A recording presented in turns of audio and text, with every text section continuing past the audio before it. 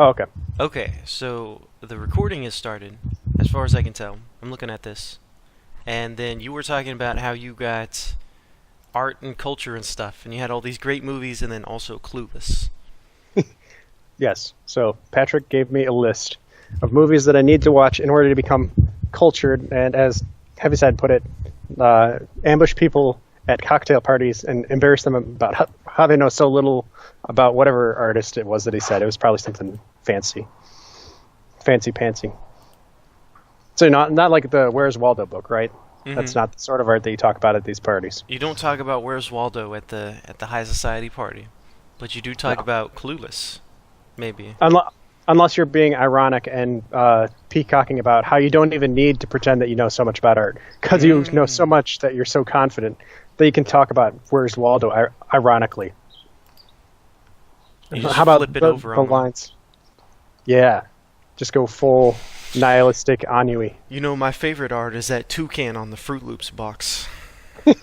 He really just epitomizes the direction our society is going in and the highest ideals. His multicolored rainbow nose is just, exactly what you need Right, in a and it, modern society. You can do cocaine and you can stick it up somebody's butt and it's rainbow. Toucan man. ex- I'm telling you. exactly, and that's why his nose is so large. Is because the materialism which is a metaphor for cocaine use, Mm-hmm. or vice versa. Really, it's the dopamine spikes that you get from all this materialism. It's represented by his large nose. That's all that he is now. He's become so specialized for consumption.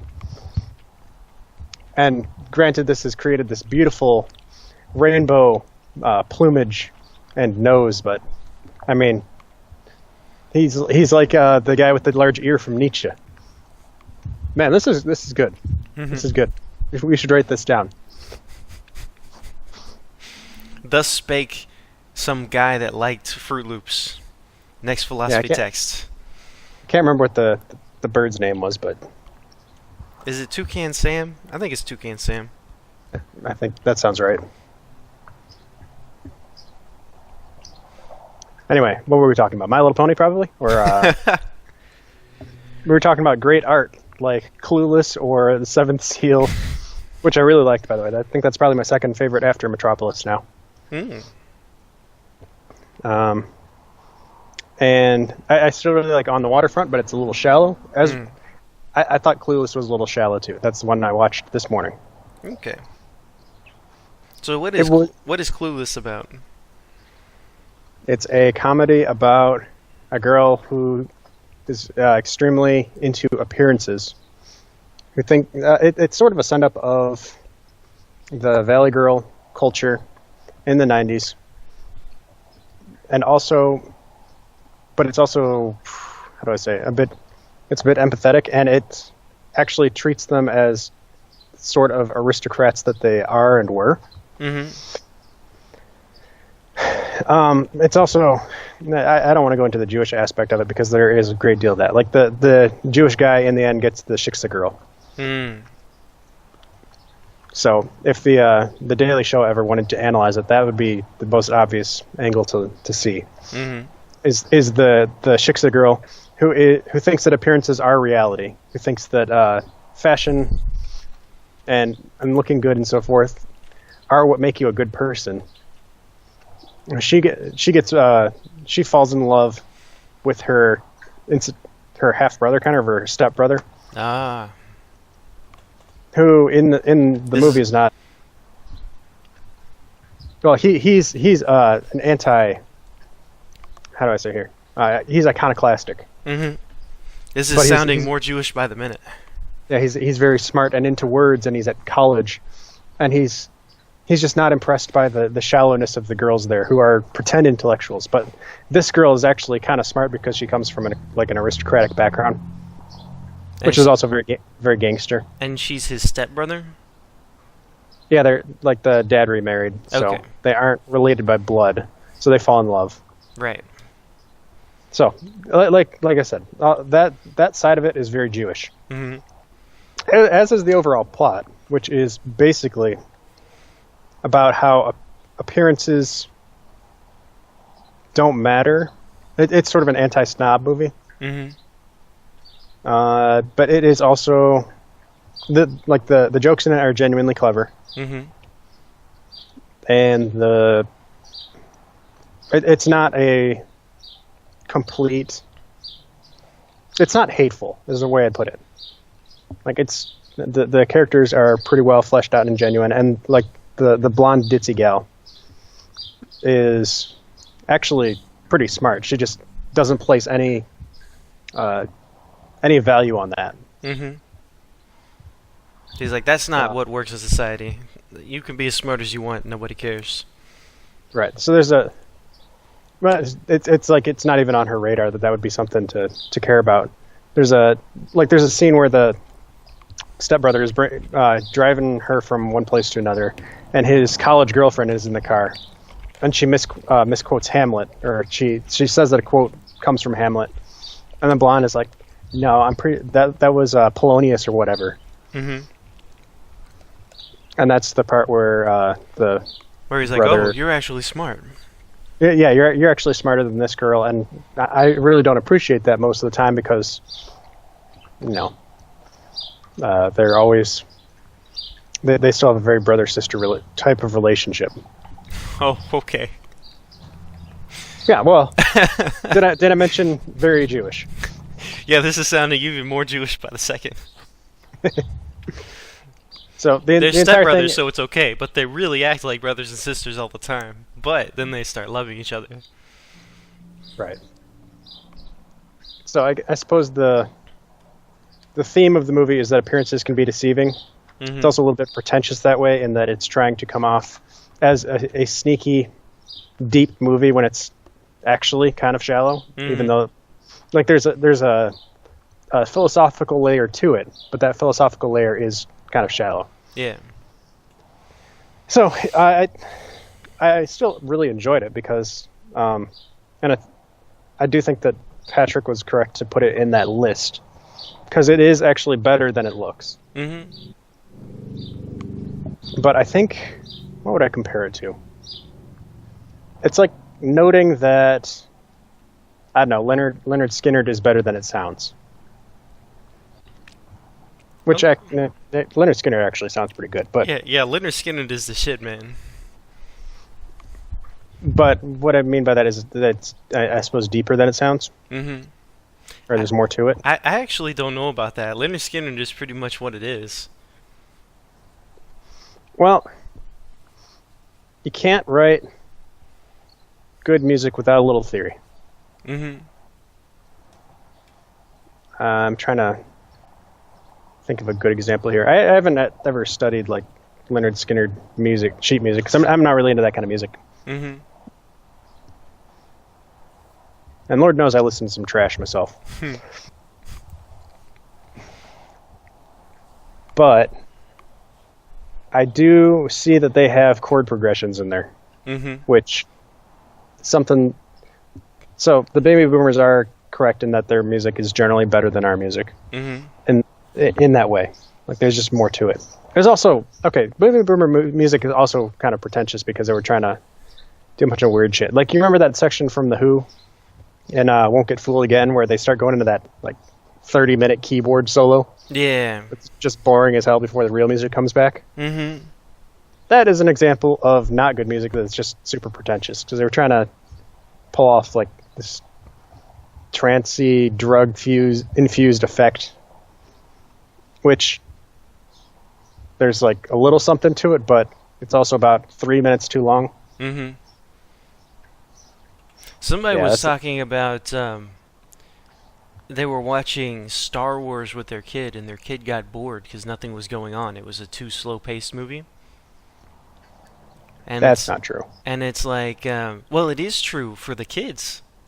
That was the point, is that like attention spans, or at least tolerance for lulls and slow periods in music and film, have gotten much smaller. That's true, and I don't think that's a good thing in general. Yeah. Have you seen the original Karate Kid? I think I did a long time ago, yeah. they have a part like they have montages, but their montages actually kind of stretch out a little bit. There's like 5 different times of him painting the fence, and then his arms being sore, and then him over here and his arms being sore, kind of thing. Hmm. In the remake of it, it's like 2 seconds, right? It's like you have training montage. Okay, we had training montage, and there's like a couple of cool bits, but it's mostly character moments. But in this one, they have him paint the fence, they have him punch while he's standing on a boat. And the movie's a little bit longer, and they have more development like that. And I was watching it with the women, and it's like, yeah, this kind of goes on a little while, huh? This was longer than I remember it being. Yeah, that's something that really strikes you about 80s movies. I would put Indiana Jones as an exception to that. Hmm. I would be surprised if Star Wars dragged, according to my tastes. Like, I like Star Wars, and I like the original trilogy, and I don't like. I haven't fully converted into the ADHD, but I can see where people would go for that. Where it's like, have you seen? There are these BuzzFeed videos where you immediately make a cake or whatever. You know what I'm talking about? Where they have the bare minimum. Like how to make a cake in a minute or less type of thing? Yeah, so it's like 3 eggs, cup of flour, stir it, put it in the oven, pull it out, yum, cake. And so you're expected to kind of pause it on each side and take it down yourself or something. Uh-huh. I'm for it. That sounds like a very efficient tutorial video. Right. But old cooking shows would have, a chat with the person being like, yeah, this is what we've got, back in my day I did, and they still have those. They still have like the Pioneer Woman and those kinds of things. But on the internet, when I looked up a recipe for taco soup, I immediately scrolled down 5 paragraphs of this lady talking about how she cooks taco soup with her family or whatever, because I just wanted the ingredient sheet and the put it in a pot directions. Yep. Just more proof we never should have allowed women to use the internet. Should have put our feet down. Yeah. Our collective foot down. Yeah, our collective foot that we call a feet because it was a feat Women are to agglomerate a collective foot in the first place. Women ruining the internet with their narratization, their personal lives. Ugh. It's not always about you. It's always about me. If your article is entitled "How to Bake a Cake," it should be 30 words long. But there is like a different audience. I think I said that a while back where there was some guy talking about how he's going to make CNN young and hip for millennials or something. It was some dude's YouTube channel. It was some dude's YouTube channel, and then CNN bought him out for $1 bajillion because he had an audience that they didn't. And so he was going to bring news to them. And he was talking about like, well, you see, you're 32, I'm 28. We're a completely generation difference here. You still watch TV. I mean, seriously. The average millennial has Netflix through their mom. Doesn't have napkins. Doesn't doesn't have a cable news TV. They get it all from the internet. CNN's fake news, and just listed off all these things. And it's like, I looked around, I looked left, I looked behind me. I was like, well, we don't have napkins. But joke's on you. And we do. Oh yeah, it's your mother-in-law's, isn't it? Yeah, joke's on you. It's my mom-in-law's Netflix, not my mom's Netflix. God. And then it turns out it's my sister-in-law's. I didn't even know where the Netflix came from. Oh. It doesn't matter. It doesn't matter. So it's like, maybe millennials are different from the rest of us, huh? Yeah, the generation divide is real. Mm-hmm. Oh no, I just said it. I said it. I said it. They're here. They're listening. There are 2 genders. There aren't even any genders. There's only sexes. Oh no. Yeah, we have to go full autism spiral. Did that make it into the chat? I don't think it did. We got an autism spiral. So gender is a grammatical construct. Sex is a biological reality, and gender is a grammatical. It's something to do with genitives and subjunctives. I don't know. It's a fancy It, words that don't exist in real life. yeah, gender makes you change the suffix of your noun again, because you can't just change it like 5 times. You have to change it for gender too, which makes rhyming completely. Have you ever tried to conjugate a verb in a different language? It's absurd. I think I don't actually even have like the way tried we to do it. conjugate a verb in a different language. You have the Vitavo, Vitalia, Vitola, Vitozini, whatever. You have just a bunch of different. Instead of he said, she said, we said, it's all in the word itself. If it were up to me, we'd speak like cavemen. Yes. No articles. No proper nouns. All right, no, only proper nouns. No pronouns. That's the one. I'm just trying to remember back to that Saturday morning breakfast cereal comic. Shit, we're getting way off in the weeds now. Ugh like women. Ugh smash women with rock. Ugh take women home. Exactly, the good things in life. Ugh watch Netflix from sister-in-law account. We don't have to throw everything out. I'm not gonna. Ugh grateful for high-speed internet access.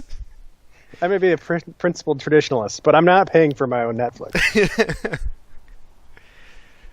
Of course, you know me. I'm not even paying for my own internet. I'm at the library again. Mm-hmm. Which is a good place to be.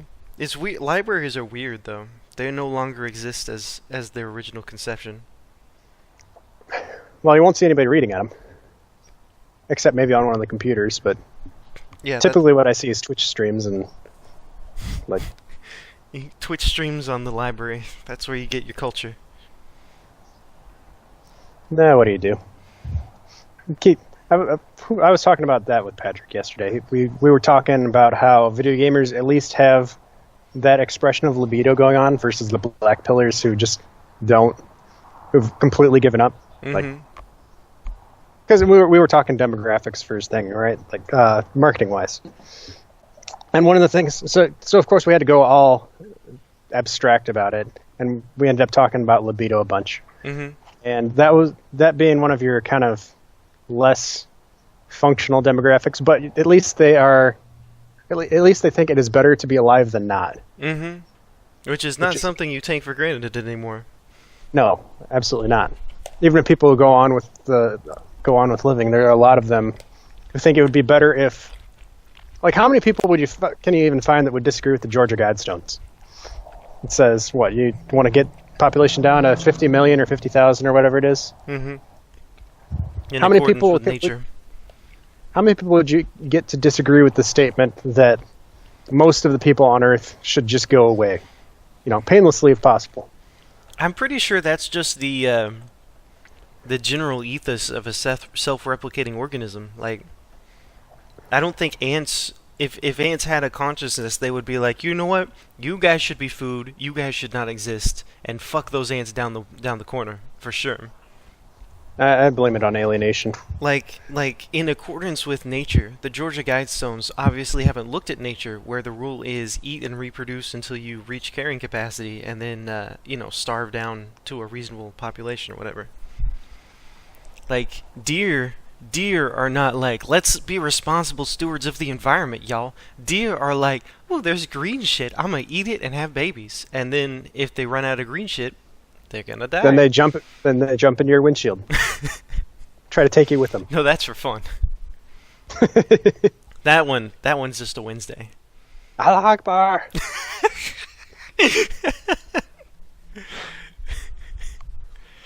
Wizards with shotguns have to face their that was a movie I was thinking about. dangerous foes yet. Deers with dynamite. Deer zombies it's like a marriage made in heaven.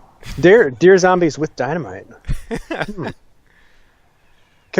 there any way you could shop that into a Plants with Zombies kind of rip off? Maybe. Make a ton of money. I'm pretty sure that fad is over. I never really got the tower defense ones. Mm-hmm. I played them a little bit a while back, but I never got into so there is an experience, there is an art form, right?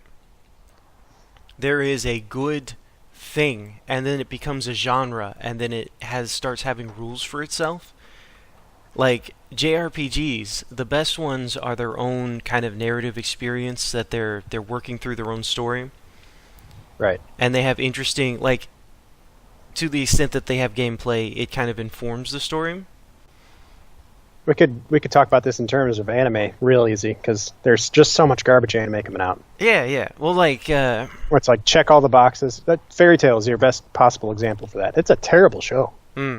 but like Akira was telling a very specific sci-fi story. Howl's Moving Castle was about a woman who was basically living like she was 85 and needed to go outside and live a little. So her outsides matched her insides until the reverse happened again. Oh, that's cute. Yeah, so like there's a lot of interesting things that don't need a cat girl, a glasses girl, and a Boobs girl. and a boobs girl, and that's generally blonde and American. The average schlub guy that somehow like attracts all these, like, all of the standard anime checklists. The closer you are to getting all the checks on the list, the more you're just a genre-fic kind of anime thing, and the less you're your own creation. So there are people that like specific movies, but that don't like anime in general. Or there are people that are like, oh yeah, that was a good game, but they don't like...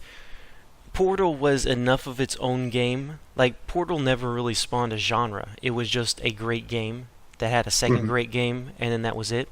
I'm sure there's a gravity-based physics puzzle kind of thing that people are trying to make more Portals out of. Probably be pretty easy to do in 2D. I'm sure there's some indie stuff out there. But it's like when you start doing that, you kind of get hobbled. Oh, I have the best segue for when you're done here. Okay, I think that's about it. All right, I want to talk about Shinra Corporation in Final Fantasy VII and what it represents, and it represents what we're talking about here. Oh, where you suck all the life force and you turn it into a product, and it dissolves the original magic. Yeah, so the basic idea behind Shinra Corporation, and I'm going to assume that anybody who's listening to this has played that. The basic idea is Eris dies. Jackass. I don't even mind. She was weak. Tifa makes strong, baby. That one Tifa character that gets all her limit breaks early, yeah, that doesn't last. Oh, I never used her. I actually just lost her this morning. This time I took all of her materia away. Because, first of all, women don't get property. Give me my Bolt 2 back, bitch. That was my original... I don't care how big the sword is in your back. I want my fucking materia. It was Bolt 3, not that I'm upset. So anyway, materia, right? Materia refers to ideas, crystallized ideas. So these would be your memes in Dawkins terms. Mako refers to your culture, which actually translates really nicely to libido in symbolic terms, and water, right? So if you're ever thinking of sitting down writing a story, and I think this is what it comes out to in Larry Correa's Son of the Black Sword. If you ever need somebody to run out of the juice, you just have their rivers run dry. Yeah, exactly. Like a drought is a great way of doing a symbolic loss of culture type of thing, where everybody's just like, the well in the town is drying up. Time to move on. Time to find something else. And then, you're going to have your holdouts. They're like, I lived on this land for 200 years, or my ancestors, or whatever. So anyway, pretty good match there if you want to do a symbolic bit with culture, water, Mako, all very good. So materia is like the crystallized form, Mako is the liquid form, and then the life stream is your gas form, right? The basic idea behind the life stream is it's the gene pool. It's the information sort of that defines what the life on Earth is. And so they did the whole Mother Gaia angle where people that die go back to the life stream and so forth. it's the same as going back into the gene pool and then reincarnating later on, or resurfacing, or being collected into points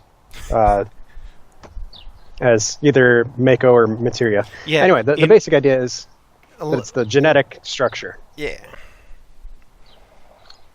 Okay, do your thing. When you die, you roll yourself a new D&D character. Yeah. That's how the real world works. And then, the hero of time, Link, comes back in another age, and things look kind of different. But you run through the same story again. Mm-hmm. Except just a little bit different, right? History rhymes doesn't exactly repeat. Mm. So, that's the basic religion of the New Age.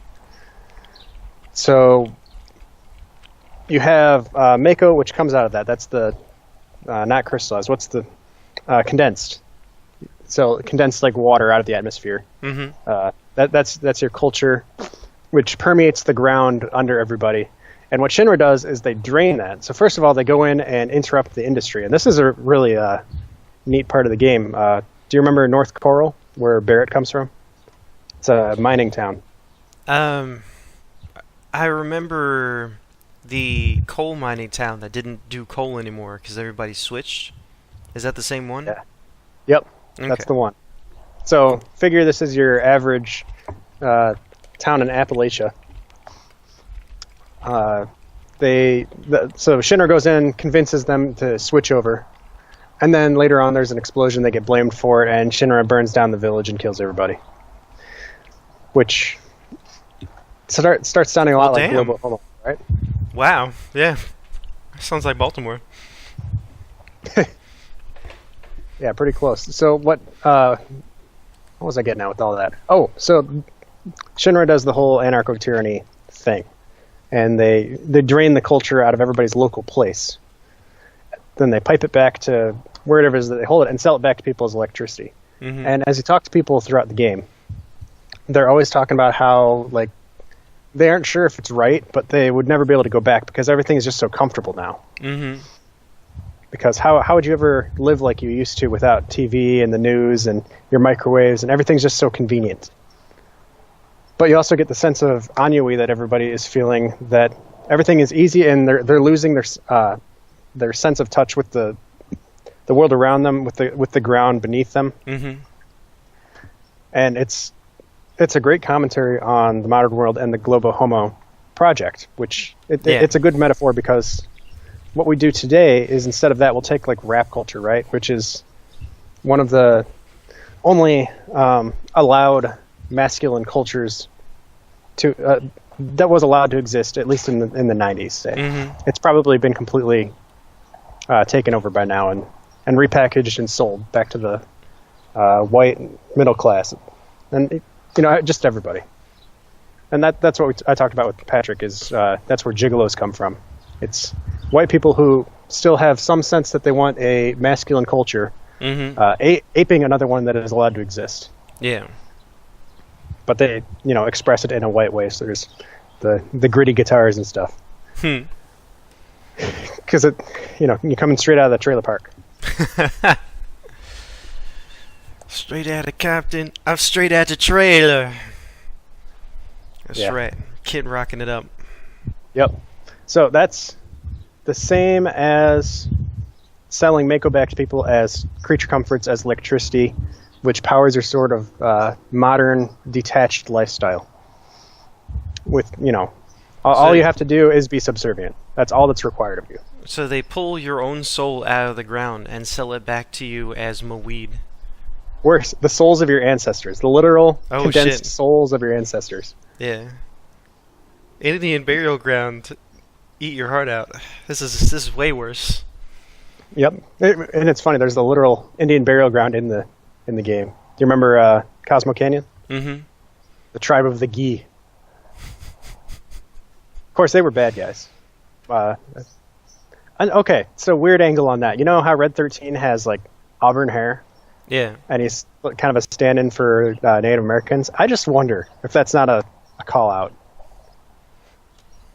That might be a little over pattern matching right there, but I just wonder sometimes. The ancient redhead ghost of a previous civilization. Yeah. So anyway, yeah, enough of that. Back to the more interesting bits. Although that's one of those wild associations. It's kind of fun. So that's Shinra's business, and they basically keep that going by exporting violence to anybody who disagrees with them. So that this is comparable to the neoliberal world order that we have going on right now, where we extract rap music, cut off all the stuff that actually attaches it to like the ground it came from. Or you could take country music would probably be a better example nowadays. So country music used to be a sort of folk music which had a certain context that it came out of, that the people who listened to it were familiar with because it was their. It came from the same home. They have all of the same priors, and people listen to it and they're like, yeah, that talks about my struggles and my triumphs and my values and so forth. So what a corporate entity will do is they'll take that, boil it down to the simplest possible version, which anybody can identify with, and sell that to everybody. So that you have, somebody in Rochester, New York, in a cowboy hat and boots, listening to Garth Brooks or whatever people listen to, because it's been so boiled down that anybody can identify with it. And now you have a situation where there's no genuine folk music because it gets all the soul sucked out of it immediately. It gets drained up to the top, boiled down into something that is palatable for everybody. Any competent folk music singer will get a recording contract and get hook and loop tracks and get astroturfed into oblivion. Right, because first of all, you're going to starve if you don't, as an artist, right? Because you're competing against a bunch of people who sold out. You can't compete. Well, you can't compete with that machine. Music was somebody's example of the original post-scarcity world. Like, there is more music that exists than people can consume. Music is essentially free. It's valued at nothing. Yeah. And I remember you pointing at a website that was talking about it, the streaming services model. Yeah. So they literally pay you like a fraction of a penny per song, because that is literally what music is worth now. You can, once you get famous, you can trade on your fame.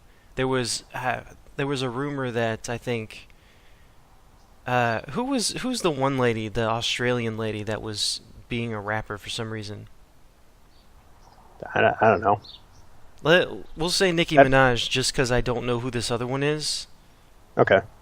But it's this one white rapper pop singer lady was actually making more money in celebrity appearances than she was making from her concerts. That's celebrity appearances like take your red picture carpet type stuff? No. I'm talking about like, oh, here's a 2,000 person meet the lady or whatever. You and 100 people can get personal attention with this super famous star, and she'll take your picture with you. Oh, okay. And go to your you pay for the birthday $5,000 bonus package, and you can go to lunch. Yeah. So that was the actual bacon income stream. Yeah, it's like, hey man, you can be next to me, and I'm famous. The music? What music? Even Jay-Z's selling shoes now. That's a very black thing to do.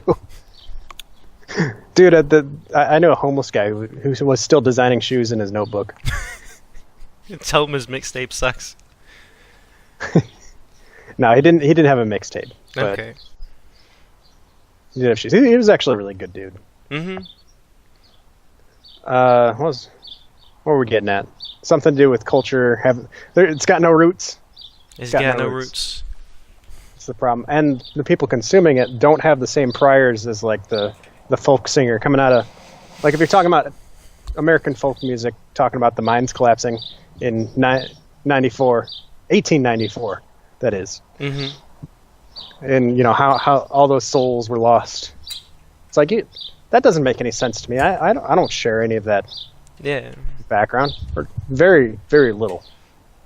I was born a coal miner's daughter. That's not gonna resonate. Jolene, don't take my man from me. Now we're getting somewhere. Can we put that on a? Can we get a dubstep breakdown for this? Yeah, and you know what? I always wondered growing up why people would have this huge platform to spread their message, and all they ever wanted to talk about was breakups and hookups. Mm-hmm. And somebody explained to me that, well, that's because these are feelings and experiences that everybody can identify with, that everybody can share together. Yeah, it's So kind of backwards. You don't have a big platform that you can say anything on. You are saying the only things that will be allowed to be said on a big platform. Yeah, and that's just, I mean, you could put that down to nefarious forces, but it's also market forces. Mm-hmm. Because well, it's like, what is the industrial system does work if what you're trying to do is get mass production and get as much out as possible. Well, we'll put it this way. How many people in the world would like music about, like, guitar solos based on Final Fantasy VII bosses, let's say? That's very specific. There's not a lot of people that like guitar solos and Final Fantasy VII bosses and want to see the two into a record track, right?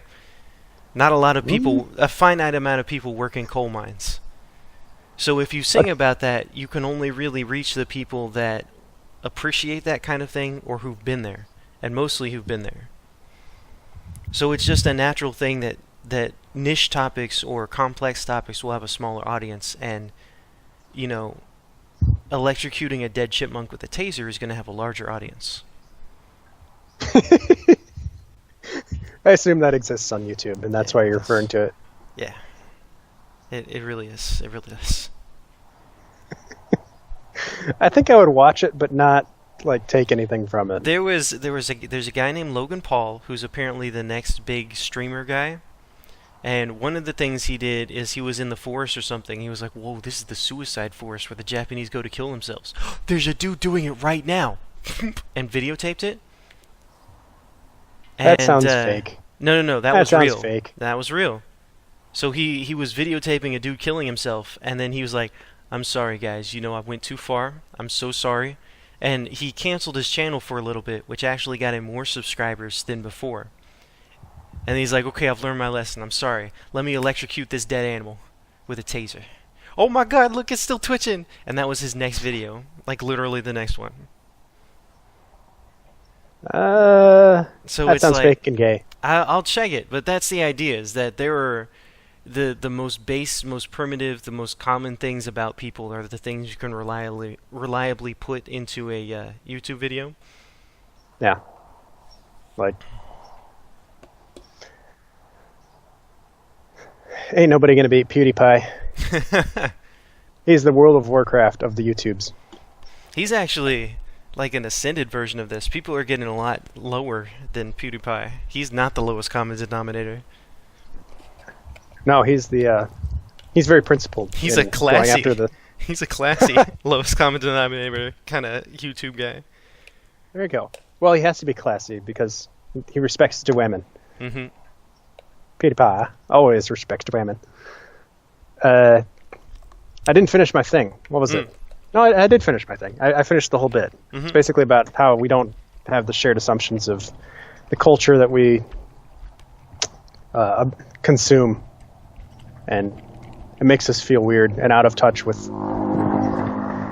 our own roots, and that sucks. But it's great that Final Fantasy VII saw that. Like, how old is that game now? It's got to be getting upwards of 20 years. Mm-hmm. Probably a little more than 20 years. Harry Potter is 20 years old. Yeah, that's right. Because I was as old as Harry Potter as I was reading it. Well, it came out. There's an anniversary thing I saw it at a bookstore. So yeah, that's gay. Final Fantasy VII's got to be older than that, isn't it? Yeah, it is. Yeah, just a little bit, because I remember playing it when I was I want to say 12. It's 97, so it's actually 1 year earlier. Nice. Just about. So it's like 21 years old right now. And still pulling great lessons out of it. And that's an example of a game that was popular for a reason. Mm-hmm. It beats Super Mario 64. I never played that one. I had to download that for my emulator. I only just started getting into Star Fox. Mm-hmm. Which is great. The original good game. The 64? Yeah. Is that what you mean? They never made another Star Fox that was worth a damn. It was weird. How do you screw up that license? It's such a simple formula. Well, that's the thing. It was a simple formula, so they're like, we can't just make Star Fox again. It's basically an arcade game. Nobody would buy it. We've got to have tank sections and third-person shooter sections, and we got to have a versus mode.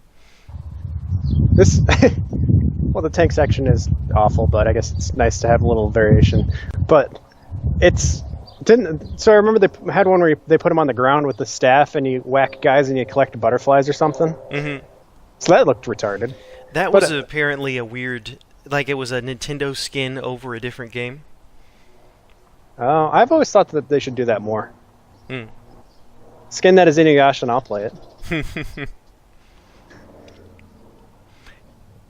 All right, so this is digressing, but Inuyasha would actually be a fun game. You have weird, absolutely, gross-looking Japanese villain demons, and Inuyasha is like a dog thing, so he's well suited for like a Devil May Cry kind of brawler situation.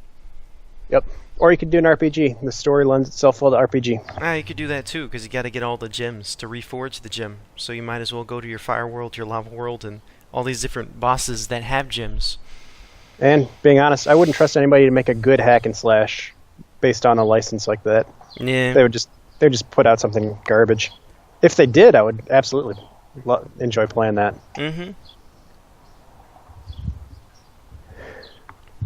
That's pretty good. I know they're doing that with One Piece and various things. You ever... Nah, you never picked that up. Which one? One Piece. No. I like One Piece, but it was too many episodes. I like reading the plot and the Wikipedia stories and all the characters. And how dumb it is. You want to talk about how the older RPGs are more principled than the ones that these kids are playing these days? I would, except that I think... Getting off my fresh-cut lawn. I have a secret suspicion that it's just that I played them when I was young, and that they're not that great. I've heard that theory, and I kind of buy it. Some of them are good. The ones that stick around are good. The idea is there's a lot of trash that we don't even remember, because it may as well not have existed. So only the good stuff that you actually remember gets taken forward into the future. Yeah, that's true. So, like, they did that joke in South Park, where they were talking about, we're gonna do, like, Stranger Things and fight monsters while listening to killer 80s music. And then they were listening to Pac-Man Fever. What the hell? I don't understand any of that. And a bunch I'm sorry. I don't know 80s culture. So the joke is that Stranger Things is this successful series that had a lot of cool 80s music, all the best 80s music from that time. Okay. And then South Park is like, yeah, we're a bunch of kids riding on bicycles listening to kick-ass 80s music, and then they listen to all the shittiest 80s music that everybody forgot even existed. That's funny. Okay, so it's like when you watch Star Wars as a kid, and you're like, and you play lightsabers for the next 3 days. Mm-hmm. So you watch Stranger Things, and you try to go back in time, and you're like, yeah, those were the good days. Let's re-experience them. Yeah, and it's like, yeah, E.T., yeah, this thing, yeah, The Goonies, and then you're like, yeah, oh, these are shitty movies. Yeah, I never understood why all these 80s movies were considered classics, because I would always try to watch them and be like, I think I laughed once. This is garbage. What is this? I cannot fap to this. No. I will honestly say I've never fapped to a single 80s movie. And really, it's the current year. If you can't fap to it, it doesn't exist. The fap simulation theory of the universe. Yeah. As evidence, My Little Pony. Oh no. And every my precious. ever. Even Evangelion, you can fap to Evangelion. My precious principled ponies and Evangelion. Oh god, that would be a weird show where you just find a thing that isn't masturbatory. You find a thing that's like actually a thing. What, That, just go on a search for something that hasn't been completely wrecked? yeah, it's like, has anybody jacked off to this thing? Nah, man, it's fucking horses. Oh wait, it's fucking horses. Never mind. Never mind. We're gonna keep going. We're not doing this one. You just the quest for virgin territory or whatever, for something actually pure in this world, and you're like, oh, maybe the real pure thing in this world was the friends we made along the way. Oh, that's And then you turn around and two of your friends are shit. hooking up, and you're like, shit. They're jacking off over here. I'm feeling gross now. Ah. Oh no. I don't. Ruining all of the things that I love. Oh. Did I do that? Huh. Just. I don't think it's your fault. It was a funny idea. Just most of them. I gotta watch that. Just like describing things in the worst way. It's easy to do. I gotta describe things in the best way now. Well, I mean, you could do some in the middle and just spread things out a little. I could do that too. That's kind of weird that I did not think about doing the middle at all. I gotta have the best thing or I gotta have the worst thing. I can't just have a good enough. So I think, getting back to the best things ever, Yes. I think the people who made Ocarina of Time about 6 or 7 times in a row should know that you can reboot Star Fox and it'll be okay. Yeah. So what's the big deal? I was actually going to bring Zelda up as a genre fiction formula thing that actually keeps working. Like they make it just new enough and just familiar enough that it's still good. It's one of the best formulas of all time. So yeah, keep pumping that shit out. I will. We can I have am more Zeldas. Addicted to that. That is a variety of soy that I have not escaped. In conclusion to all that kind of stuff, I got to keep working on my computer things and learning the skills and getting a good job. Is that going good? It is actually going pretty well. I finished the first half of this React course, so I have the fundamentals down. I've got to build a React thing on my own here soon, and then I did the Respect Women simulator, and that was something I couldn't have done, 6 months ago or something. And you whipped it out pretty quick too. Mm-hmm. Excuse me, phrasing. No, You, it was nice having, I want to tell this joke, and then as I was doing it, I was like, wow, I could really just bump up the systems over here. I could have a dialogue system. It's like, no, just tell the joke. So I got the minimum, I got enough to get all the funny things I wanted to do out there, and for it to work. And there's one major bug left that I know exists that I'm not even going to fix because I can't justify the time spent on it. But so I set a goal, I set a list of features, I implemented those features, and I fucking shipped. And Nice. That's a good feeling. can you explain to me what React is? Yeah, React is a kind of a JavaScript framework. It's a way of building websites and applications. So you have, in the beginning, there was HTML, CSS, and JavaScript. And HTML is just there's a button here, and your browser has code in it that says, okay, if you want a button here, we've got a default button we can stick on there. So it's there's a division here, there's a heading, a paragraph, and a couple of buttons, and it will create that little box for you, and it'll look like ass.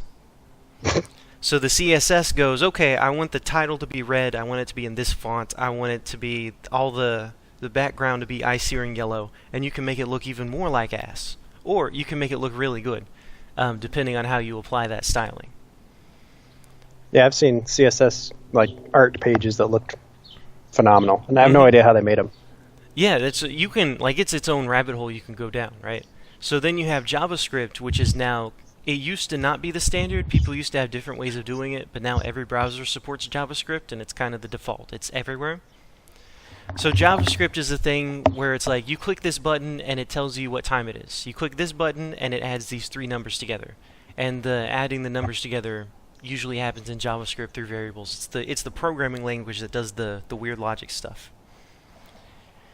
So Facebook was having a problem that all of their CSS and their HTML and all this stuff was getting hard to juggle between 50 different people. So there's a thing called polluting the global namespace, which you don't want to do. And what that means is if you name this widget Fred and somebody else names a different widget Fred, you're going to have a conflict and somebody's going to win and somebody's going to lose, right? Mm-hmm. So if you're building a big, long form for like a login page and you have a login button that says login and suddenly a second login button comes out and it also hooks up differently, then your whole thing is all gobbledygook. You end up gutting your own page. So Facebook was having like 50 different engineers, some of them who hadn't been in the company for too long, all try to name everything the same thing. Right, because if your job is to make the pop-up login button that you use, I don't know, on some other website, then obviously you're going to call it login. Yeah. So they had 50 different login buttons, and they all had to be like login button 232 or something. I don't know how they did it. So they were like, okay, gross. Look, man, HTML doesn't have variables. CSS doesn't have variables. JavaScript has variables. You can name your login button, you can have a variable that is buttons and then have more buttons inside that, so you only have one buttons tag that houses all your stuff. Like you can nest it better, you can resolve conflicts better. It's a real language. Let's just throw all of our shit in JavaScript and have that thing update everything. And so they replaced all of their HTML and a lot of their CSS and stuff with function calls. So instead of making the way you do it before, I might be explaining this wrong, but the way you do it before is you'd say button, ID, button 1, class is big button, right? Yeah. And then if you had more than one class definition of big button, you're fucked. Like, you could only have one thing called big button. You'd have to have big button small, big button medium, button, big button, really big button, something like that successively applies these things. Mm-hmm. So instead of doing that, what you would do is make a widget inside of JavaScript that was just its own variable. And so instead of having HTML with everything trying to have the same name, you have variables in JavaScript, and React would turn that into HTML and render your page. Okay. And then you could style everything using different files and different setups. And the idea is that eventually you just have a bunch of Legos that you can put together, and they don't conflict with each other. You can just wire them in for free. Oh, and that sounds super useful. It doesn't quite work like that, but it is very handy for some of these things. It solved Facebook's problems, basically. So it is mostly useful for people developing at scale with a bunch of other people. Mm-hmm. Which is what you're hoping to do if you're trying to get a job. Yeah, so a lot of people use React because it solves a business case that everybody kind of has. And on the other hand, it's got a lot of tools and a lot of smart people building stuff for it. So you can be like, hey man, I need a modal thing that like pops up on the screen. So instead of using the alert thing that hangs up my JavaScript, when I click a button, I want a big flashy thing to jump in front of your face and say, you won. And then you cancel it out, and then that's it. So somebody makes a widget called React Modal, has documentation for it, and you just bring that little bit in, and you don't have to write it yourself. And because it's all kind of compartmentalized, it's super easy to bring that stuff in. I tried to copy somebody's CSS for weather icons. They made little cloud and sun icons for a project I was doing a while back. And what happened was I copied that thing, and then half of their CSS was named the same as some of my CSS. So I had to change all my names because the things didn't display at all anymore. Oh dear. And so that's the idea that you do, is you say, this thing is called this, I'm going to import it from here, I'm going to call it that, and I can use it now. So that's probably a too long explanation of React. Basically, it does things that... I'm getting kind of a sectioned off. How do I say? You're turning your website parts into black boxes, which just output, and the rest of your page doesn't know about them. It doesn't talk to them. Yeah. And the other good part about React is the shadow DOM, which is nefarious sounding. But the idea is that usually when you have to change something, like when you would navigate in a bank window, right? Every time you click a link, you have a whole different page that has to refresh, right? Uh-huh. Well, this, you can just wire it up to a database, and anytime you change something, you only change that thing instead of refreshing the whole page. So it's a lot cheaper to say, okay, pull this paragraph out and put a new paragraph in the same place, instead of refresh the entire page with all the updated info. Okay. So like the terms and conditions, you click the box, and then you click I agree, and then that part disappears. And it doesn't have to reload the page like every time you click one of those tabs at the top or something. Yeah. Like your About page, instead of being a separate page that refreshes your whole browser, you can just display the About content instead. Does it have to grab the About information from elsewhere, or does that have to be in the same file? I'm just curious. I think you could do it. I'd have to think about it. I think you can do it either way. Okay. You could probably just grab it from a text file. I was looking at NPR of all places, and they have a thing where it's like write once, publish anywhere, or something like that. Create once. It's COPE. It's create once, publish everywhere. And so they kind of have all of their content stored in very specific fields. So they have a database of content that has like a title, a subtitle, a description, a content bit, a main story, or this thing and that thing. And then once you have those fields, you can put it on. You can be like, well, I don't need the whole long form essay. I just want like the first, the abstract bullet points, and you can just pull the bullet points out and put them on a tweet. Makes sense. That's good. So it'd be like, how do you write your blog now? Do you write it in WordPress and then just save it there? Yes. Very, very rare exceptions. So when it's in WordPress and saved there, do you know how to get the documents out of WordPress? I will do exports every now and then, but it comes out as an XML file. Okay. I think the idea is that you would write it in whatever you're creating, whatever word processor you write it in, you'd write it in one way. It gets stuck in an XML by default. And whenever you publish something, you would just publish that file, and it would take it apart and reassemble it how it needs to look.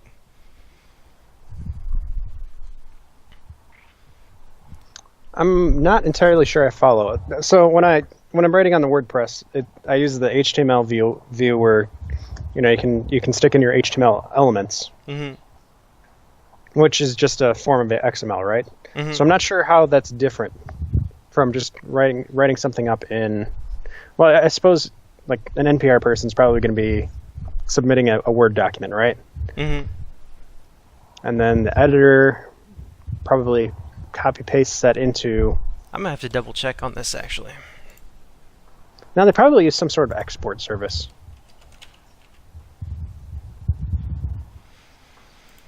I will link this wherever it is, but I found the actual thing.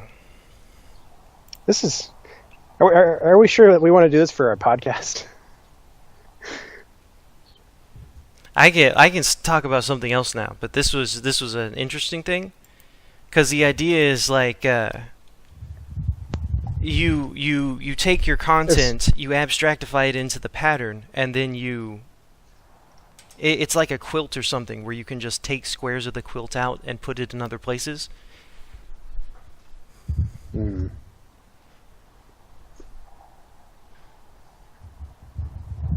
gonna have to do some interesting things here. Okay, I think I follow you. Okay. I probably don't know it enough to explain it correctly, but explaining it helps me move it around in my brain anyway. It's like that Jordan Peterson guy said, who's totally evil and don't listen to him at all. Right. But, most people can't have a conversation in their own head. They have to talk about it to think about it. I rarely have conversations in my head, but I'm not that smart. And I only kind of say that ironically. Mm-hmm. Mostly it's actually true. I think it's the same thing as, like, you're actually really smart if you look at the general population, but you don't feel smart because you're just around a bunch of eggheads all the time. Certainly on the internet. Mm-hmm. We have the best people. We have the smart people here. That's right. They're gonna be great. You have to have a really high IQ to live in this ghetto. There you go. We make the Mensa crowd look functional. Ah, shit. Oh, no. So anyway, we have to make shitpost content for the peoples. Have you found the NPR? Oh, I have it. I found it the and database? I linked it into the chat Oh, here. yeah. So I'll send Which I would it. know if I knew how to use a computer. I'll link it on when this becomes a YouTube thing. When some other person who's not me puts it on the internet, and it's and I'm seeing it for the first time because I don't exist. Well, according to our, what was it, the FAP simulation? Oh, it is. Universe? It is a database in an XML repository, huh? Well, it was sounding like a database, but also it's database, not database. Canadian. So they have a whole thing, right? So they have people putting it in. So you have people, editors sticking it into their website. It goes into a content management system like WordPress or whatever, and into a specific database. And then it goes from there into an XML file in another database. And then other people can request those files off the internet, get the rights for them, and then you can have it on npr.org, you can have it on the phone app, the Android app, the Symbian app, the website, various news stations that do NPR, various public sites like NPR Addict or whatever. They have widgets, they have station modules. So basically, they have a way of getting it into their database so that they can put it on like 10 different websites without having to manually post it. Like, instead of copying and pasting it and then formatting it and then editing it, you just set up your things to work, and then it always comes out the same every time. That's good design. Mm-hmm. I know, good on them. I wish I had the agency to make that happen. It's a nice system. I collect these. It's like, oh, that's a good idea. I'm going to put it in my pocket for later. And if you had a text mine, you would be able to reference and iterate it at will. I'm waiting for these Cyborganizers to come out. I got to get those in here. I hear there's a genius man, making a lot of progress on the Cyborganizers. He said he's going to go straight to documentation, so I'm looking forward to that. Something about how video is a different format. Mm-hmm. Video is a lot more work than text, especially to get it good. Yeah, see, that's... I hear the audio is more work than text, but I feel like you have to put in more work than we do.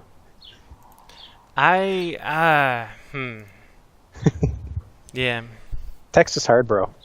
Sometimes I'll write it down in my notebook and then retype it, and that's pretty hard. Mm-hmm. Like, after that, I cry sometimes. Yeah.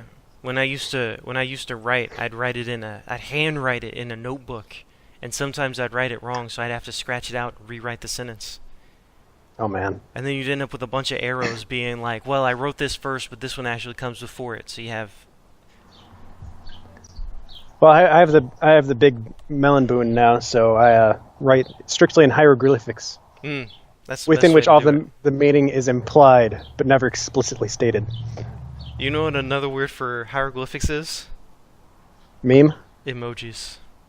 Oh no! We was kangs. Oh no! Shit, that's probably true too. Because if you think about, That's your like, fucking. we've complained about that before, haven't we? With all of the words disappearing from the context menus and stuff. It's all just icons where you have to guess what they mean. Mm-hmm. It's like, I just give me my file menu. You're hammering on that Alt key, and you're just like, I can't navigate this piece of shit. Why can't we Where's go the back to menu? 1995? There was text in the menu before. Where did it go? Now it's just And a row of weird It icons. told you what it was going to do. It's like preferences. Yes, I would like to set my preferences. None of this icon garbage. Now it's there's an icon of a grapefruit, and it's like, what does that mean? What- It means format your document, moron. It's like, the fuck? Yeah, because grapefruits. No. You can do the eggplant or you can do the orange. There are two kinds of people in this world, eggplants and oranges. And I ain't gonna be no eggplant, you understand? I like your Discord. Hold on, we'll do a second one. There's two kinds of people in this world, kid. Eggplant emojis and orange emojis. And I ain't gonna be no tangerine. No, because I you ain't gonna gotta be you no gotta be eggplant. you gotta be the tangerine man. Yeah. But Yeah, that would that- be you gotta a really match that bad respect button. gangster movie. Mash that respect. Is all button. I'm saying. Oh, that needs to be a thing. Hmm. So figure out what is the secret cabal purpose of taking all of our words and turning them into emojis? Is it the melons being pharaohs and going back to the thing, or is there something else? It's the elimination of national borders, because nations and ethnicities and linguistics map onto each other pretty well. Emojis is So- globalism. So if you can, like, let's say your Mexican contractor comes up to, and you're supposed to sign off on the work that he did, right? Mm-hmm. That, like, it's not going to be words on the contract. It's just going to be images of like what he did, and then the like button at the bottom, like, I agree, transfer the money. So the basic idea of going straight to emojis for all communication is the elimination of cultural differences. Mm-hmm. And it's sort of a lowest common denominator thing. It's what the Ethereum people are doing on the other side, of being like, everything's just be smart contracts. The code is law. Who was I talking to the other day about that? I don't know. Doesn't matter. It's been a while since I've mentioned that stuff. That might have been you last week. I don't know, Do man. you remember? Did I bring that up? No, it was yesterday. Man, I'm getting old. Yeah, if it's yesterday, then that wasn't me. Yeah, I was. Have you tried drinking Monster White Monsters, the Zero Ultra Energy drinks? No, And no. just- Did I ask you how your lawn is doing? Drinking 3 at a time. And staying up till the next day. This engine is fine. It takes it over the line. Ah, That was a good video. I was really sad that was actually the 30-year-old boomer drink. I didn't realize it when I did this. When you did this to yourself. Well, you know, it's actually principled because everybody needs some kind of hardship in their life. Like, you know, I told you about the wind in the trees, And it's- right? Where the trees would fall over in the biosphere because no wind was there to strengthen them. So I've actually arranged my life to be so principled and my house is so in order that I have no dragons left to fight, so I have to create them within me. Oh man, that's really deep. I've tamed And plus, the caffeine is raising your consciousness. I've tamed my inner demons so efficiently that I have to create more of them to wrestle. That's why movie stars do cocaine. I think that's partially true. I think also it's true because it's cocaine. Because cocaine. if you can is a afford hell of it a and drug. you don't have a reason not to do it. Mm-hmm.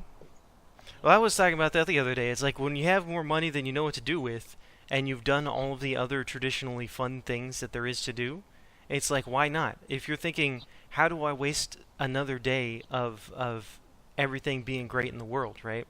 You either try to become Jesus and save the world, and you adopt some African babies, or you just lay in the floor of a hotel and do cocaine. I know which one of those sounds better to me. I would, oh man, that would be great. You just do that thing. You just, alright, nah, I don't know if I want to do that. But you adopt white South African babies. Yeah, but you can't. See, that's the thing about going to the lowest common denominator. How do you post that on your Instagrams or your Facebooks and virtue signal about that? You need people to read the words, and nobody's going to do that. Africa emoji, baby emoji, heart emoji, carrying a baby emoji. Picture. People still read Facebook tags. Like the three-liners being like, we went to the store. Look, it's beer. Ah, beer, yes, yes. But, I mean, let's be honest. It was never about the Africanness of the child. It was always about the blackness of the child. Yeah, that's basically... That would Because what's the point of adopting a child from your own racial group? If it's not the other. Then you aren't really giving, are you? Man, there needs to be some pushback on that. Like, I talk about this. We need to keep talking about this. That needs to be repeated. Not too much, because if you repeat it too much, you get tired about it. You want to hear a fun story about nature and nurture? Yes. And adoption? Yes. This can be a learning moment for everyone. Or a teachable moment. So, my family has a family friend. They're very upper middle class. Very upper middle class. Mm-hmm. You know, spare home on the waterfront and everything. They adopted a kid from Russia. Raised him like all the other kids. Mm-hmm. And he is in jail now for 20 years for armed robbery of a jewelry store. He's in max because he took all the employees to the back and kept the gun on them, and I assume it wasn't an entirely pleasant experience for anyone, but he got caught because he and his girlfriend was looting the place while he was holding them up. As you do. Yeah, right. I think it was 20 or something. And then they tried to escape on a moped. Got caught. So, what does that go to show you? Like, adoption is a bad idea? You can take Probably. the mobster out of the Russian, but you can't take the Russian out of the mobster. Yeah, pretty much. It's like the rest of their kids are fine. It's just the adopted one. Because if you know anything about the sciences on the subject, it's like it really does. Like, as a parent, all you really have to do is feed them, and bonus points if you show that you love them. Mm-hmm. Which isn't that hard to do. What's the average? It's like the average parent spends 30 seconds a day talking to their kids. Yeah, so if you spend 2 minutes talking to your kids, you're a super father. Exactly. If you read them a three book, standard deviations. I'm not kidding. You read them a book before you go to bed, and you are better than 80% of the parents in the world. Take them out of public school, and you're better than 97%. Mm-hmm. You don't even have to teach them anything. Just sit them in Khan Academy for 3 hours. Yeah, that's literally true. Give them some Legos and some Etch-a-Sketch. They'll learn to read just to play video games. Also true. That's how all the old school programmers learned, is from Commodore 64. Mm-hmm. There is... So you can't go too autistic with that, because homeschoolers are pretty stratified by IQ. Mm-hmm. But I think I've explained this to you before. When I was growing up, first of all, my dad taught my sister to read, and he didn't realize it, but I was learning by watching them. Mm-hmm. So I learned, and then one day he's just like, "Oh, are you reading that?" It's like, "Yeah, why wouldn't I be?" And then the rest of my siblings, and there are 6 of us, they all picked it up too. So my sister's the only one that my dad had to teach how to read. Mm-hmm. The rest of us somehow taught each other. We don't remember because we all did it at like the age of 3 or 4. Yeah. Which turns out is not. You don't have to be like a family of geniuses to make that happen. But I'm sure it's different if you got kids that are 70 and 100 IQ and stuff. Anyway, what I'm getting at. Baby brains are made out of silly putty. You stick them on a newspaper, and then you peel their brain off the newspaper, and the newspaper is still on the silly putty. And I mean, it's that, and like at the age of 5, for some reason, kids are just really good at languages. Like there's this period where they're just extremely interested in picking that stuff up too. You're like, B goes buh, and they think it's the neatest thing in the world, and then they go off and practice ad infinitum. Versus, you stick them in a literal jungle environment where they have to fight for their lives every day. You might learn reading a bit less. So there's some. The main challenge with a kid is getting enough time to get them excited about this stuff and to get them on that trail, and then figuring out things for them to learn. And most people are like, eat your French fries, here's your iPhone. And there's, there's something to that. Like, kids have more energy than you at that point in time. Kids always have more energy than you. Yeah, so, like, sometimes you're just like, I can't do it. I can't do it anymore. Here, there's a box that makes you, it's called the I need a nap box. And I always need a nap. It's called the shut up, daddy needs a half hour to decompress. Hold on, give me just a little bit of time to drink my White Mountain Monster Mountain Dew thing. I need my monster drink. So anyway, going back to the homeschooling thing. Yeah. Guess how we did homeschool after that. You'll be excited to learn how hard it was. You gave them a big textbook and said, "Here you go, kid." Yes. We actually had usually 5 of them for 5 different subjects, and then you would have to do a section a day. And in the math book, since there were too many problems, they would circle the ones they had to do. So that, I guess, was tough. I mean, you have to not give all of them, but that was it. Yeah. And then we would knock that out in a couple of hours in the morning, and then we'd play the rest of the day. And I remember being shocked at how stupid the public schoolers were when I went out among them. Isn't that fucking nuts? Like, I said this before, and it's nice to hear that it actually happened. It's like any reasonable human being, you could give them 2 hours at their textbooks a day, 2 hours, and then the rest of the day play outside or whatever, and you'd be smarter than public school? Absolutely. That's the secret, guys. You just do that. And that's still true. If you want it to have a PhD level understanding of a subject, you can put in 2 hours a day and be smarter than all these people that have to worry about so much shit. Like, people who are in academia have so much bullshit that they have to go through, other than trying to actually understand what they're doing. They're like the hamster on the wheel all of the time. Yeah. And they're making connections and they're networking and stuff, and it's like, who needs that? The only reason you would get into that sort of environment is because it's a cushy job, and it's not a cushy job. I don't think it ever was, but it certainly isn't now. Not even a little bit. Part of that is just demand. Race for rats. Yeah. Part of that is just demand for people who want to do something smart and make a difference, and have all this prestige and stuff, and you've got this complete saturation of that market. Kind of like I don't think it's as bad with lawyers now, but it's pretty bad. Like, don't go to law school. Yeah, that market is absolutely saturated. You will die on the street with no job. Somebody was saying that there is a surplus. The demand for people to feel important and to learn skills is still higher than the supply. It's like, it doesn't matter that you can't get a job. What matters is that you can feel smarter than other people, and that's worth going $100,000 in debt for. Yeah, the desire to feel important is probably the most important human desire. I think it was William James that said that. Paraphrased. There just isn't that much need for high skill, high IQ type of work. This is why we need to build some pyramids and go to Mars. Yes, is that the Vice solution? I can never keep these things straight. Well, the pyramids have to be built in really weird, complex, fiddly, astronomical ways.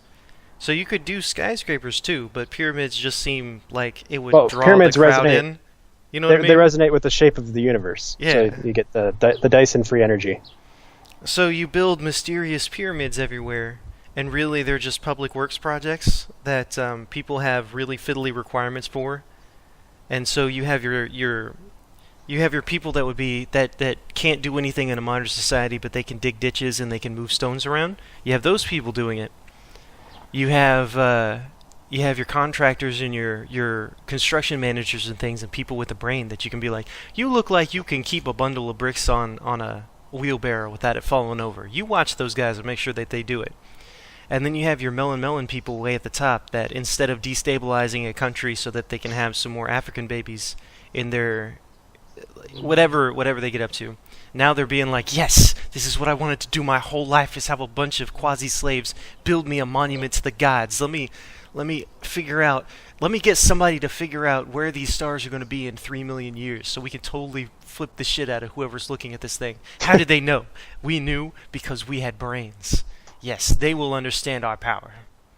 And then everybody's happy. All this excess money with people that have, like, there's so much money and so much shit and people don't know what to do with it. So you either end up like Venezuela, where you blow it all on bullshit and you just kind of give it away and then everybody runs out of money, or you can at least build skills while you're doing irresponsible crazy bullshit, right? Going to the moon was completely pointless, but it was great. Because what else are you going to do? Like, you need some kind of super great goal. You got to have something better than I'm going to eat chocolate chip cookies and watch Netflix, because that is basically the best anybody can do with entertainment, right? Right. We've solved for hedonism. We need to solve for something not hedonism? idealism or something. We need to give people a bright star in the sky to search for. And it turns out we have plenty of those. We just got to look up a couple of times a day. I may have mentioned this. I have feelings on the whole religious business. Mm-hmm. I have feelings about these things. Opinions, even. Mm. For more on that, read my newsletter. I should probably write about their stuff sometimes. You've got to... I'm like... I don't know. There's no way to... I hate when I have a thought and I can't get it into a sentence or three. But basically... I hate when I have a thought and I can't get it back in the kitchen.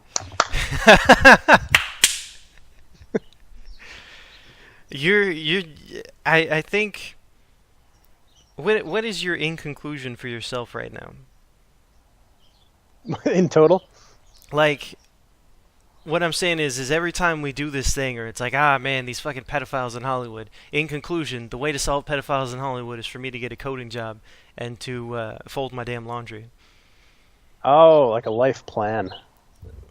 Not necessarily a life plan, but a thing that you need to do to move forward instead of the world sucks, everything sucks. Like, the world sucks, I know what I have to do for myself. It's not an excuse to sit around on my butt. The absolute number one thing I have to do right now is get into a home church. And there are two reasons for that. One is because I need it. I need somewhere I can worship properly. Mm-hmm. Like bad. I'm hurting for it. And secondly, because I need to understand that world if I'm going to create home churches with shotguns. Mm-hmm. Which I assume already exists, but it needs to become a thing after that. Because that... home churches with shotguns and a robot makerverse is the future. Mm-hmm. I could see it. Really, that needs to be a...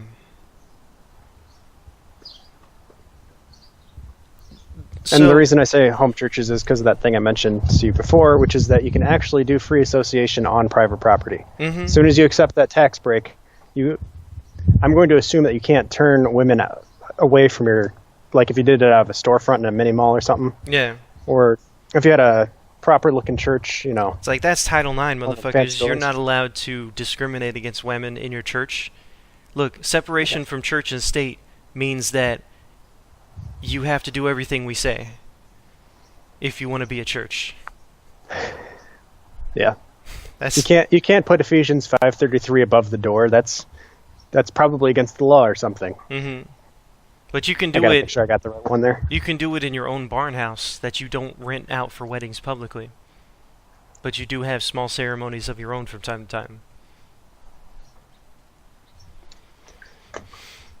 Yeah, But and I just make it a male space. That's all I want to do. You can make a home church that is a male space, and if you can spread that, if you can make multiples, and like I told you, there is intense demand for people who want to learn how to, like men. Men wants to learn how to be adults. And if you start that becomes a franchise overnight, meaning over 10 years and 20 years or whatever. But that's the seed of something that can grow really big. Yeah, just look at Jordan Peterson for proof. I think that you would call that a fast follower business model, if you were talking about it in real cynical terms. That is proof that there are a lot of young men out there who are looking for a male space and just don't want to be caught up in the Mako and all that stuff we were talking about before. Yeah, they don't They're want to like, be. They need something genuine. They need connection to other men. They need the tribe. They don't want to glow in the dark. They want to be a real boy. But how? What's this glow in the dark stuff? I don't get that one. You glow in the dark CIA niggers. CIA niggers, I know, but I didn't know about the glow in the dark part. Um, I'll have to waste most of my afternoon looking at that. have you played the Respect Women Simulator? No, I have not. I'm sorry. Oh. I have not been in a place with good internet at the same time I was on Discord, Now that hurts. which is funny because I'm always on my phone when I'm on the Discord because my laptop always updates. It always updates the Discord app, and it always takes forever because it's expecting like a gigabyte connection speed, or else it'll just freeze. And I mean that it takes like an hour to start the damn thing. Are you talking about from the phone? From the laptop. You have an app? Yeah, there's like a desktop app thing. What, can you do it on the internets? Yeah, you can do it from the browser. That would probably work a lot better than this thing with the stupid updates. Yeah, I don't download shit, so I guess it never occurred to me to try the game on my phone because a lot of stuff doesn't occur to me. I don't know if that's obvious. I got that, and I can actually link the thing itself. It might not be super mobile friendly, but you should be able to poke it. Like, it should be functional. I saw people talking about it, so I knew that Lizard King Girlfriend was in it, for example. All right, I'm scared. I think I'm logged into the wrong Gmail. It says I'm an unclaimed account. I need to claim it before it's lost. Now I'm getting really scared.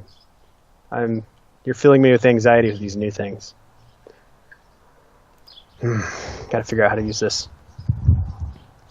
Well, either way... I'm gonna try it on the phone. That way I can give you instantaneous feedback. Okay. But that's the thing. I told a couple jokes in it. It is a functional game where you can play it and have a score. Those are things that I like. Was that in Shitpost? So, it was in self-improvement. Okay. Because everything is everywhere. Oh, okay, so that's one big thing that I want to end with. Alright. Is the everything is connected thing. I mean, it's almost 2 hours. We can probably wind this down and maybe chat a little bit after that. But, so the maker thing, the churches with shotguns at home, and then the Makerverse everything. Okay, so the idea behind a gun in every home is that it's impossible to get boots on the street and police things, right? It's really hard to go into somebody's house and shake them up for loose change if they might have a gun in the house. Yeah, basic idea behind armament and disarmament, respectively. Right. So, do that the other way, where an entire neighborhood is decked out in friend or foe recognizers, and they can tell when somebody flies a hostile drone in your airspace or whatever, right? Very important. When you have a bunch of different 3D printed gadgets, and you have maybe 3 of them up in the air, and nobody knows what else you have, and then you don't even have to use that half the time, right? If it's like, well, we would like to break into their churches with shotguns ranch, but it's really hard to get a guy in there because they all keep leaving and getting saved or whatever the fuck. And then all of our machines mysteriously disappear as we fly them in. What do? So it's like it's a lot harder to do illicit bullshit things if you have a live stream of your property when they're running in or something like that. I see what you're saying. If you have 4G documentation warfare. and paper trails for everything that happens in your thing, and being like, oh no, see, they attacked us for no reason, and then they Makes actually atrocities more expensive. yeah. So it's like, man, it's so inconvenient to just come in there and roll up and say you owe us $30,000 in taxes that we that are retroactive for 3 years, and basically we're taking your whole farm. Like, Yeah, they just pulled that on somebody. you can't be like, we're taking your whole farm because we don't like you, if they're recording you saying that. So we'd have to do bureaucracy stuff, and we've got like Kinda three like other that. places we could take over. We'll do those first. Kind of like that. What was it? The cake baking thing, Mm-hmm. where like all of the communications on the one side are about how they absolutely hate Christians and they're trying to destroy them. Mm-hmm. It's like that actually does kind of hurt your case. Still, Mm-hmm. I'm sure we're working toward a world where they're trying to fix that. But Well, yeah, like, I like this picture because defensible is good. Mm-hmm.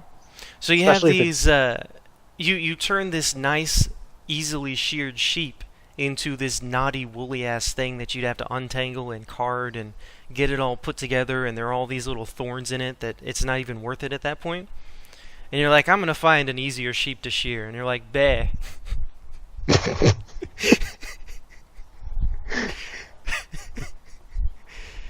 And if- motherfucker. Yeah, exactly. If you This is a gangster sheep. if you ever thought that you could say "fuck you" in a sheep bar, now you know that you can. If you ever wondered how that worked.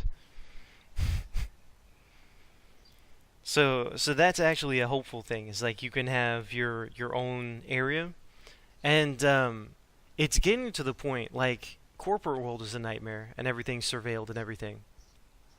But, Yes. So I think private companies are the way of the future, because Chick-fil-A, private company, makes a bajillion things, still can close on Sunday, right?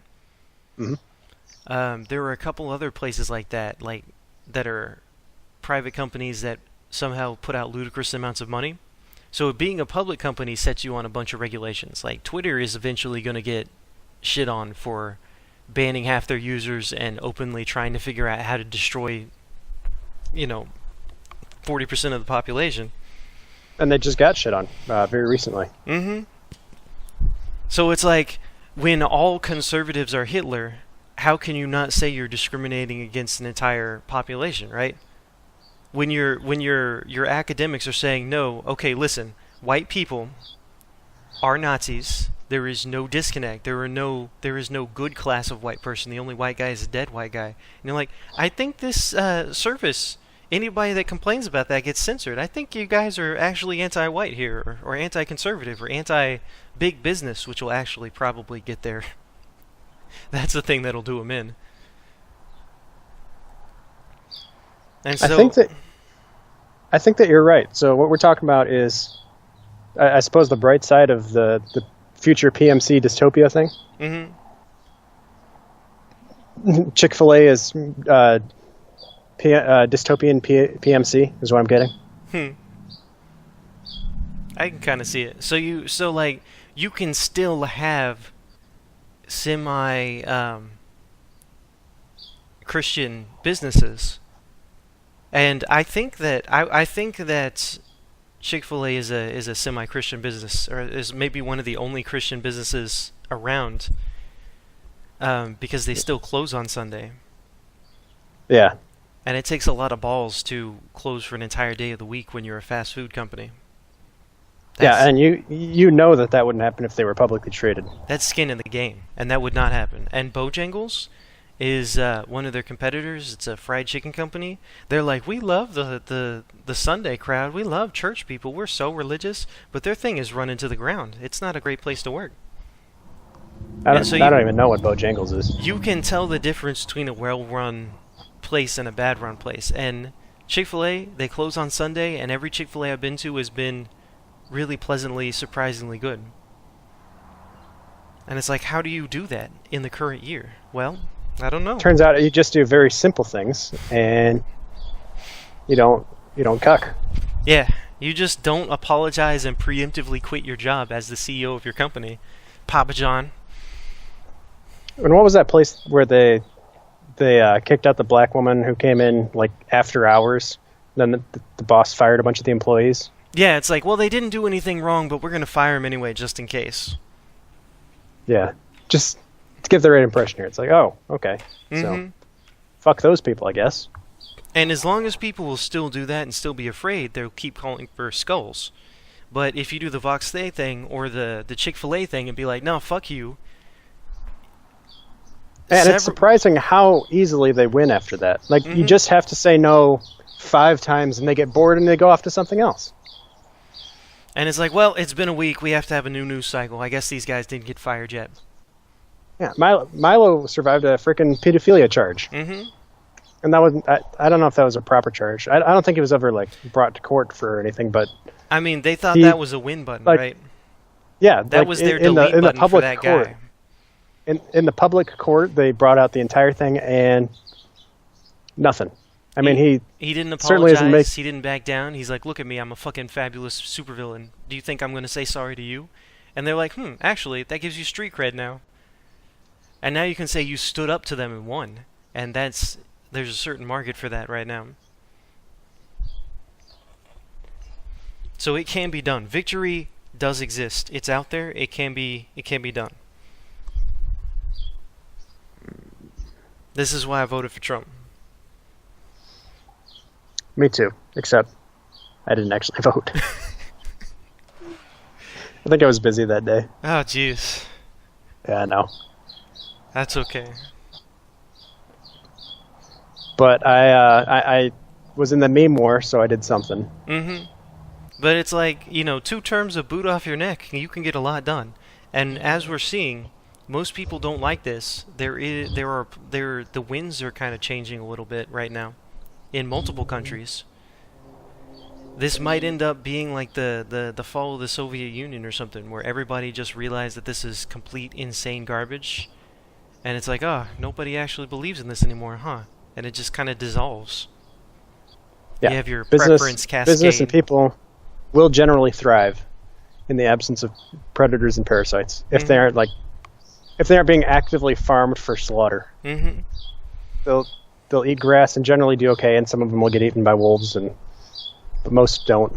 Yeah, so we can have a church and a few small businesses and a techno-Amish tree stump community. It's possible. Just got to work a couple hours a day, like you were saying. Yeah, that really is all it takes. And that's true as a kid, it's true as an adult. We just make it hard. Mm-hmm. So in conclusion, I gotta go. I had a website called 100 Days of Code where I basically diary blogged me learning JavaScript. So nobody's going to read that, so what I need to do is make a big blog post being all like, look, here's how I learned algorithms, here's how I learned functions, here's how I learned this thing, here's how I built this first portfolio piece, and just have a single quick, this demonstrates that I check these tick boxes for your job application. Mm-hmm. That's my thing I'm doing today. It's like, hey man, I'm self-motivated. I can work on a thing for 100 days without anybody looking over my shoulder. I can update consistently and communicate with the team that progress is being made. And here are all the links to prove it that you will never click. You will click 3 of these links to make sure that they exist and then not read them. So it's a good thing. It's one of those where it's just nice to have it as a marketing point. Mm-hmm. And it's convenient that I actually did the work too. Yeah, that you've already put in the majority. So at this point, you're just having maybe long-form opinions on the subject because you have all that experience built up. So you're conveying lessons. At this so you already did the hard work. At this point, I've been dragging my heels because I'm a comfy neat. And now I have something to do with my life. I have a reason to move forward in my life. So you're going to have another couple of monsters. I might do that. In conclusion, I gotta apply to coding jobs and keep learning about the internet stuff. Yeah, I got to write up something for And Patrick's thing today. it's my responsibility to do better in the world. All this stuff. Oh, I gotta be better. speaking of all this stuff, I got to consult with you on something some other time. So maybe we can do that next week when we're not podcasting. Okay. We're just having a secret Illuminati meeting, guys. It's gonna be off the record. Yeah. Well, it's about web marketing stuff, and I know that you are much more savvy to that than I am. Okay, cool. And then, speaking of all that stuff, so I saw a thing. It was kind of funny. So in the Avatar Last Airbender, they go into this forest and they get lost, and the Avatar is like, everything's connected to each other because some swamp hobo with a banjo tells them so. Yeah, I remember that episode. Yeah, it's a good episode.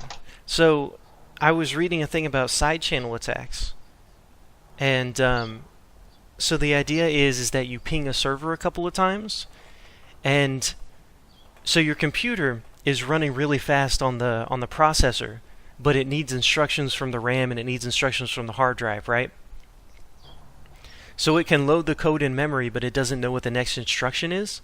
So if it's waiting on an input, sometimes it will guess 10 different things and execute that code already because it has spare time. And then it'll just pick the one that matches the instruction you gave it. Hang on.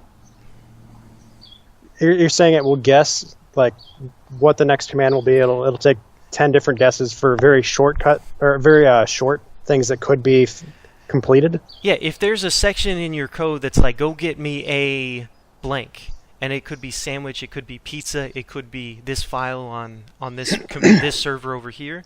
Sometimes it will already do all of the things, so it'll be ready when you actually get around to asking it because it doesn't know what it is yet. It is faster. That your CPU can process things a lot faster than your hard drive can bring them up. So it'll bring it up and load it and look through it. So that when you say, get me a sandwich, it'll be like, oh yeah, here. And it'll just drop all the rest of the stuff and pretend it didn't get it. Okay. So you can actually test that, and you can notice that it's doing those things because sometimes if it's already in memory, it takes shorter time for it to find it. So there are various different code things that your computer does as shortcuts that are supposed to be secret that nobody else is supposed to see whether you ordered a sandwich or a pizza, right? That's a secret question. And then you can dump that from the RAM. But you can sneak in there not by knowing the secret key, but just by knowing that, hey man, is there a like if you have a password and you're like, the password starts with B, and and it doesn't autocomplete in its head. Yeah, the password starts with, and it just goes and it says B, and you can tell in like a hesitancy, if it takes too long for it to answer or something, you can tell if there's the right number. So it's like, the password's not B, and it's like, well, how did you know that so quickly? Well, so it's using. There's another one where you can actually, you have a Bitcoin key. There's a Trezor Bitcoin wallet, and you plug it in your computer, and it has a cryptographic code in it so that only you can get the Bitcoins off of your key. So if you want the password on that, you can actually hook a radio meter or something, a voltage meter to it. So you can look at the voltage going up and down to see if it recognizes whatever information you said is the right one.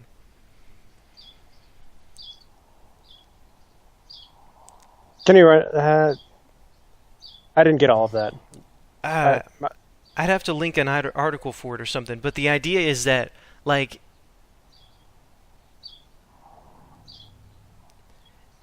if you're looking at a cryptographic, like, your password is something, and it's signed with a super high data key thing to it, right?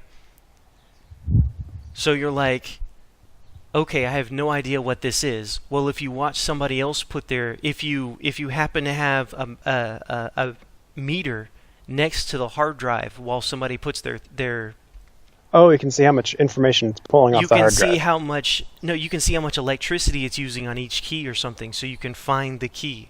And if you know enough about the implementation details, you're like, okay, a 0 would take this much electricity for your code to register, but a number would take this much, but a question mark or an exclamation mark would take actually a little bit more.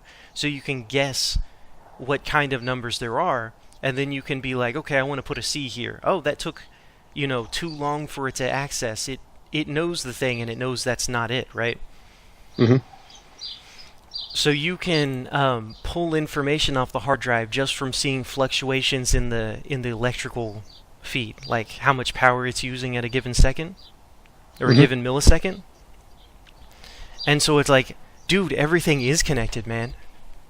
It's really hard to stop information from propagating. Like, everything you do creates ripple effects, and we're getting better and better at seeing the ripples.